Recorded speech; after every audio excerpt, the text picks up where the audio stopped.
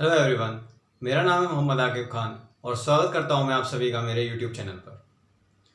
तो फाइनली आज से हम अपना रिवीजन सीरीज शुरू करने जा रहे हैं एक्स वाई एग्ज़ाम के लिए।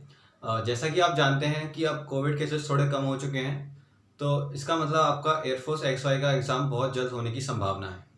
तो इसलिए आपको अपने रिवीजन को बूस्टअप करने की ज़रूरत है। ठीक है, तो आज से हमारा रिवीजन सीरीज शुरू हो रही है। मैं आपको हर टॉपिक की 3 वीडियो दूंगा। ठीक है, अब वो चाहे एक दिन में 2 वीडियोस भी आपको मिल सकती हैं या एक दिन में एक वीडियो भी आपको मिल सकती है। ठीक है, और जो नोट्स हैं वो आपको टेलीग्राम चैनल पे मिलेंगे। अगर आपने अभी तक हमारे टेलीग्राम चैनल को ज्वाइन नहीं किया है तो नीचे डिस्क्रिप्शन में मैं आपको उसका लिंक दे दूंगा, आप उस टेलीग्राम चैनल को ज़रूर ज्वाइन कीजिए। ठीक है, क्योंकि वहाँ पे मैं आपको डेली प्रैक्टिस शीट्स भी दूंगा। जो टॉपिक मैं कराऊंगा उसके उसी दिन आपको शीट मिल जाएगी, जिससे आपकी प्रैक्टिस जारी रहे। ठीक है, तो चलिए स्टार्ट करते हैं आज का लेक्चर। ठीक है, आज हम पढ़ने वाले हैं ट्रिग्नोमेट्रिक ट्रिग्नोमेट्रिक फंक्शंस। ठीक है, थोड़ा बेसिक से शुरुआत करेंगे ताकि आपको जो अंडरस्टैंडिंग है वो अच्छी रहे, क्योंकि 10th क्लास में आप जो पढ़ के आए हैं पहले उससे शुरुआत करते हैं। ठीक है, अब जैसा कि आप जानते हैं आज हम बात कर रहे हैं ट्रिग्नोमेट्रिक फंक्शंस की। लेकिन आपने 10th क्लास में क्या पढ़ा था? आपने 10th क्लास में पढ़ा था ट्रिग्नोमेट्रिक रेशियोज। ट्रिग्नोमेट्रिक रेशियोज कौन कौन से पढ़े थे आपने? Sine theta, cos theta, tan theta,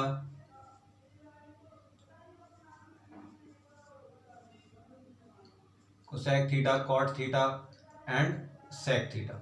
ठीक है, आपने ये भी जाना था कि साइन का जो रेसिप्रोकल होता है वो कोसेक होता है, कॉस का सेक होता है और टेन का कॉट होता है। ठीक है, तो ये आपने ट्रिग्नोमेट्रिक रेशियोज पढ़े थे।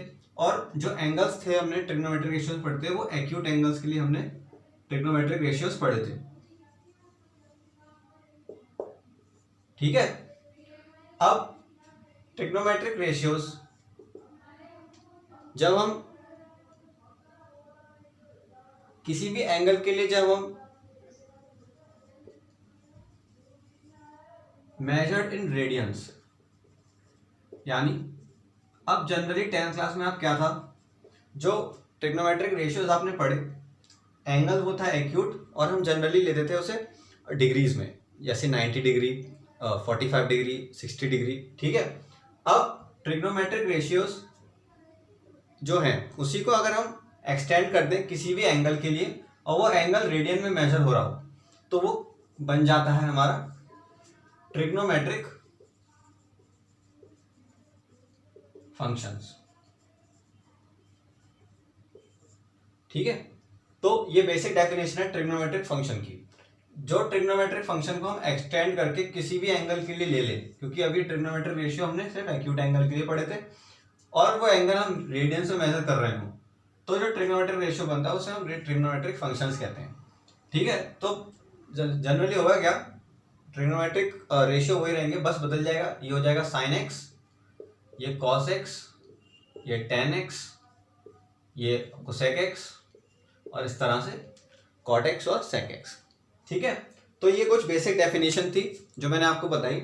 आपको ये बेसिक डेफिनेशन ही करनी है ज़्यादा, क्योंकि रिवीजन कर रहे हैं हम, तो ज़्यादा हमें इसको डीप में नहीं पढ़ना है। ठीक है, रिवीजन करेंगे, कोर कॉन्सेप्ट को पढ़ेंगे, फॉर्मूले पढ़ेंगे, प्रॉपर्टीज पढ़ेंगे और क्वेश्चंस करेंगे। बस 3 वीडियोस में आपको यही करना है और जितने आगे आने वाले टॉपिक्स हैं उसमें भी हम सेम यही करेंगे।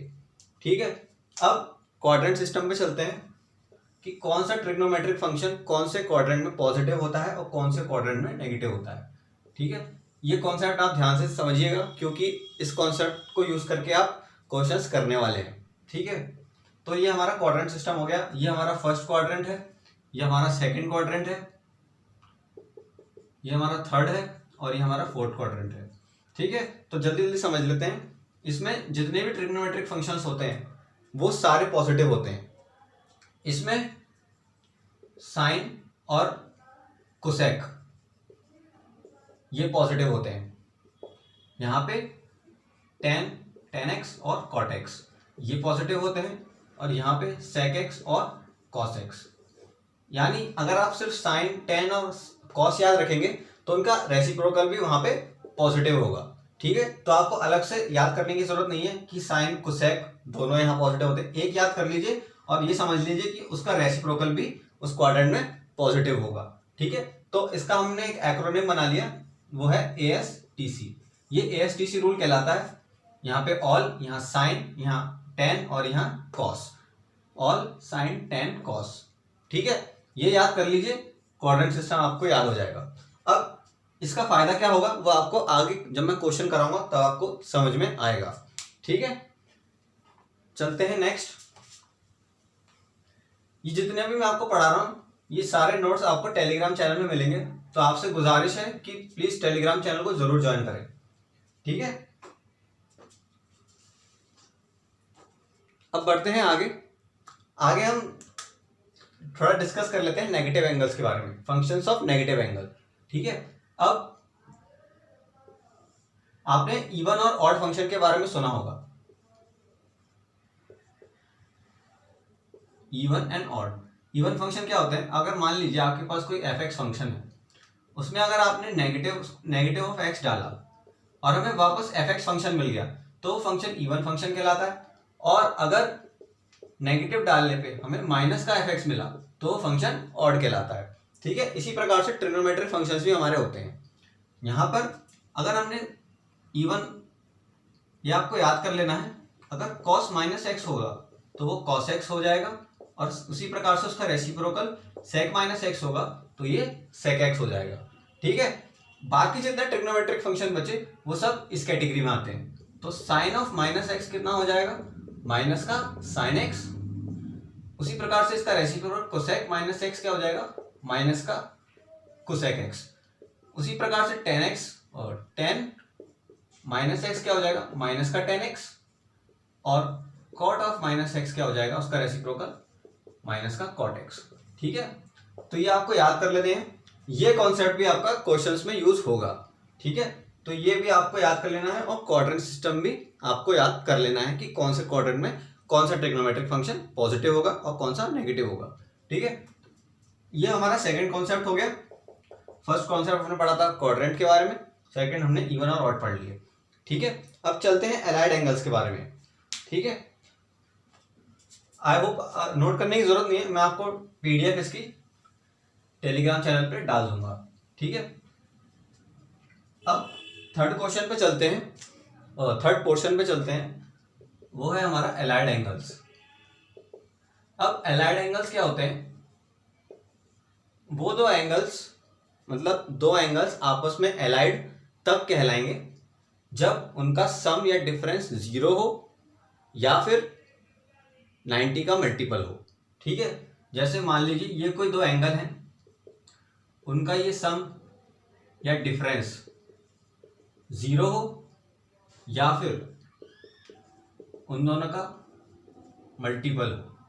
ये 90 डिग्रीज को मैंने डिग्रीज में लिखा है ताकि आपको अच्छे समझ में आ जाए, या इसका डिफरेंस इसका 90 का मल्टीपल हो। ठीक है, तो वो दो एंगल आपस में एलाइड कहलाते हैं।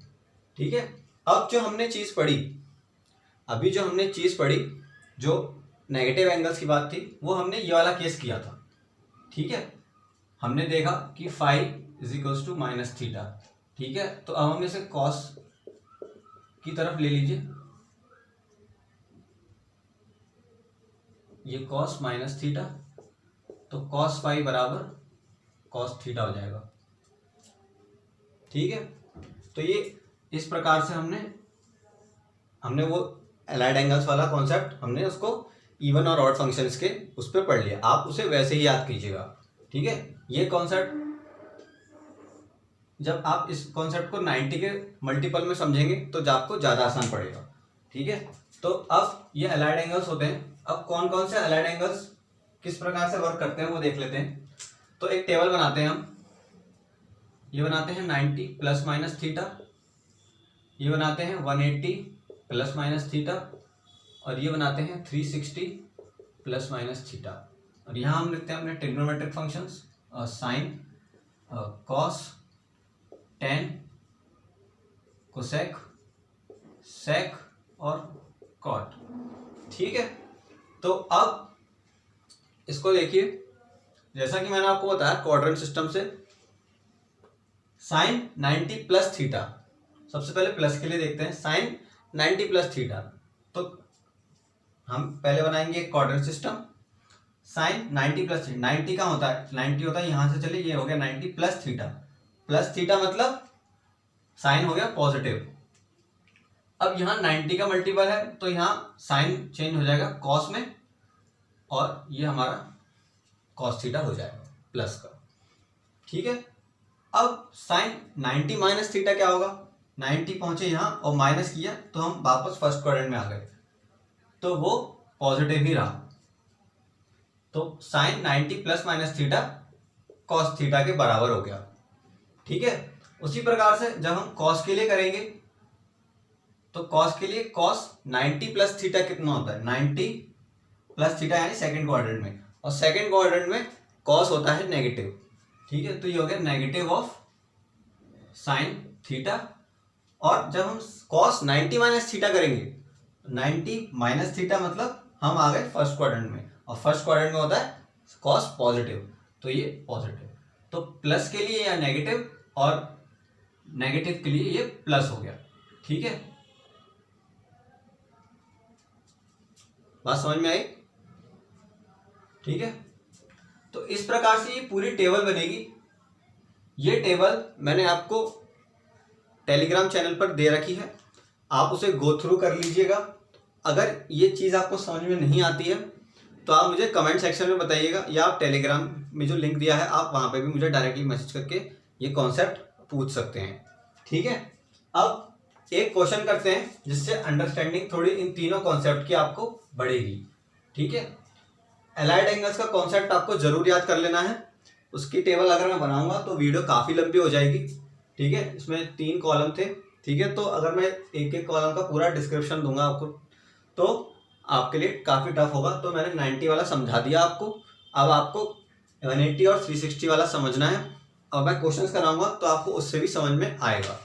ठीक है, पहला क्वेश्चन लेते हैं कि tan माइनस 585 डिग्री की वैल्यू क्या होगी। ठीक है, ऑप्शन आपको दे रखे हैं 1, ऑप्शन बी -1, ऑप्शन सी -√2 और ऑप्शन का डी -√3। ठीक है, अब जैसा कि मैंने आपको बताया, सबसे पहला कॉन्सेप्ट हमने क्या किया था, वो किया था हमने क्वाड्रेंट का। लेकिन सबसे पहले हमें यहाँ क्या करना है, यहाँ पे नेगेटिव दिख रहा है, और मैंने आपको बताया था tan ऑफ -x कितना होता है, माइनस ऑफ tan x। तो सबसे पहले हम इसे क्या करेंगे, माइनस के tan ऑफ -585 को लिख लेंगे, माइनस के tan 585। ठीक है, अब माइनस बाहर रहे तो हम आराम से इस एंगल को सॉल्व कर सकते हैं। ठीक है, अब हमें क्या करना है, अब हमें इसे तोड़ना है एलाइड एंगल्स के फॉर्म में। ठीक है, तो ये हमने इसको तोड़ा, इसको हम लिख सकते हैं 360 प्लस 225, इसको हम ऐसे लिख सकते हैं। आई होप आपको ये समझ में आया होगा। बस हमने कुछ नहीं किया, 585 को ब्रेक कर दिया 360 प्लस 225 में, वही अलाइड एंगल का कॉन्सेप्ट। अब उस एलाइड टेबल को अगर आप ध्यान से देखेंगे, मैंने पीडीएफ जो शेयर करी है उसमें आप देखिएगा, tan 360 प्लस थीटा कितना होता है उसमें दिया है, वो होता है tan थीटा। ठीक है, अब हम इसे क्या लिख लेंगे, tan ऑफ, इसके मदद से tan 225 डिग्रीज।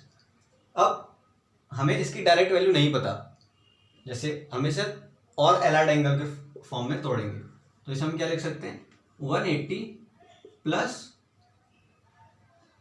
थीटा यानी 180 प्लस 45, वही सेम जो चीज़ यहाँ करी थी, बस उसको ब्रेक कर दिया 180 प्लस 45। अब tan ऑफ 180 प्लस थीटा कितना होता है, वो भी tan थीटा होता है। ठीक है, ये आपको फॉर्मूले याद कर लेने हैं एलाइड एंगल्स वाले। ठीक ठीक है। जो मैंने टेबल अभी बनाई थी वो मैंने 90 प्लस थीटा के लिए समझाई थी, 90 माइनस थीटा के लिए समझाया था। वो पूरी टेबल आपको मैं स्क्रीन पे भी डाल दूंगा, और वो जो टेबल है आपको ट्रिग्नोमेट्री टेलीग्राम के चैनल पे भी अवेलेबल है। ठीक है।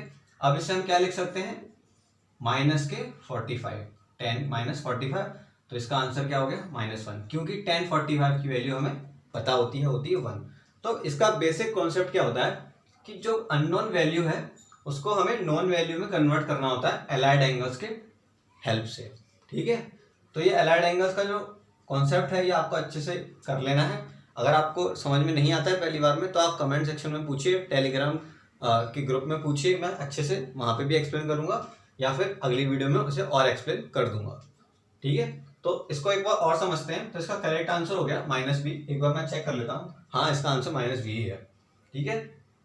सबसे पहले हमने जो कॉन्सेप्ट पढ़ा था नेगेटिव एंगल का, हमने इसको वो अप्लाई किया, tan of -x minus 10x। ठीक है। उसके बाद हमने इसको ब्रेक कर लिया एलाइड एंगल्स के फॉर्मूले में। तो ये क्या हो गया, tan 360 प्लस 225। ठीक है। तो tan 360 प्लस थीटा कितना होता है, tan थीटा। उसके बाद हमने देखा कि अभी तक हमारे पास नॉन वैल्यू नहीं आई है कि हम उसका वैल्यू हमें पता हो, तो हमने उसको एक और बार एलाइड एंगल के टर्म्स में तोड़ा, tan 180 प्लस 45। ठीक है। अब tan 180 प्लस थीटा कितना होता है, वो भी tan थीटा होता है, तो हमने लिख लिया tan 45। तो tan 45 की वैल्यू हमें पता है और बाहर नेगेटिव चल ही रहा है, तो इसका आंसर कितना हो गया, -1। ठीक है। तो जो आज हमने पढ़ा, जो हमने 3 कॉन्सेप्ट पढ़े, पूरे इस क्वेश्चन में लग गए। और ऐसे क्वेश्चन XY एग्जाम में बहुत पूछे जाते हैं ट्रिग्नोमेट्री के पोर्शन से। ठीक है। ज्यादा चांसेस होते हैं कि ऐसे ही क्वेश्चन आपके XY एग्जाम में आए। और XY एग्जाम में क्यों, इंडियन कोस्ट गार्ड NDA में तो ऐसे क्वेश्चंस बहुत पूछे जाते हैं। ठीक है। तो आज के लेक्चर के लिए इतना ही। आगे जो 2 वीडियोस होंगी उसमें हम और फॉर्मूले, जो जितने फॉर्मूले अभी रह गए उन पे क्वेश्चंस करेंगे। ठीक है। अब मैं फॉर्मूला इसमें बोर्ड पे लिखूंगा तो वीडियो काफ़ी लंबी हो जाएगी, इसलिए मैंने आपको फॉर्मूले और इन सब कॉन्सेप्ट की PDF टेलीग्राम चैनल पे उस पर डाल दी है। तो आपसे गुजारिश है कि प्लीज़ टेलीग्राम चैनल को ज्वाइन कीजिएगा।